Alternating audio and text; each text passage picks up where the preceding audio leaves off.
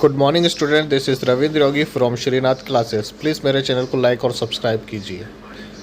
इस चैप्टर में हम थ्योरम देखेंगे 10.1। सर्किल जो है इसमें थ्योरम है 10.1, इम्पॉर्टेंट थ्योरम है। इसमें लिखा है equal code of a circle subtend equal angle of centre.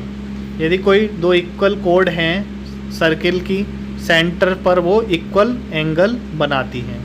ठीक है, जैसे ये एक सर्किल है, इसका सेंटर O है, AB इसकी एक कोड है और CD कोड दूसरी है। ये अगर दोनों इक्वल हैं, ठीक है, दोनों कोड इक्वल हैं तो ये सेंटर पर इक्वल एंगल बनाएंगी। क्लियर है? तो इसे हम लिख लेते हैं। हमें क्या क्या गिवन है? AB a circle with O with centre O, एक तो ये चीज़ गिवन है। एंड कोड इक्वल है इसके, तो A B equal to C D.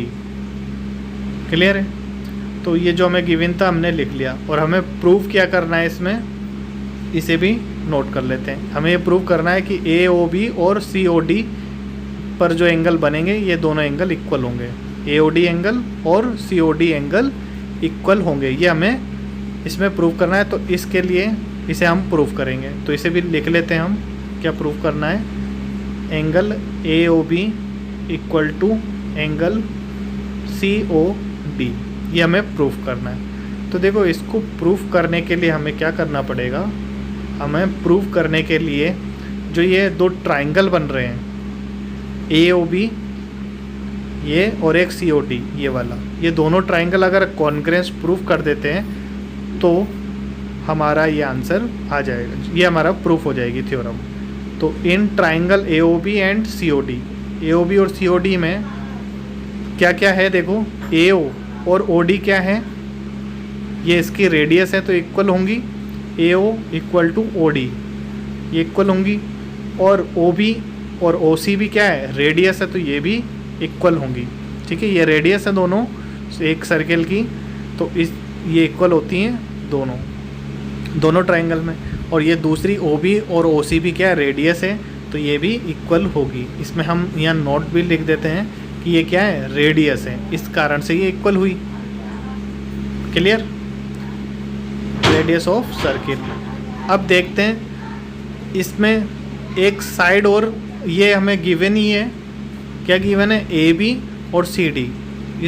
तो ये A B equal to C D, ये भी हम लिख लेते हैं। तो ये गिवन था हमें। तो देखो, अब हमारे पास क्या है? ये जो दो ट्राइंगल थे, दोनों ट्राइंगल की तीनों साइड्स इक्वल हैं। अगर किसी दो ट्राइंगल की तीनों साइड्स इक्वल होती हैं तो वो क्या होते हैं? कॉन्ग्रेंस। तो triangle A O B congruence है ट्राइंगल सी ओ डी के, तो ये कॉन्ग्रेंस है S by S S S rule से। तो ये एस एस रूल से कॉन्ग्रेंस हो गए। तो अब हम by C P C T लिख सकते हैं। एंगल ए ओ बी और सी ओ डी एंगल भी क्या होंगे? इक्वल होंगे। इस तरह से ये हमारी थ्योरम प्रूफ हो गई। क्लियर है? Thank you very much.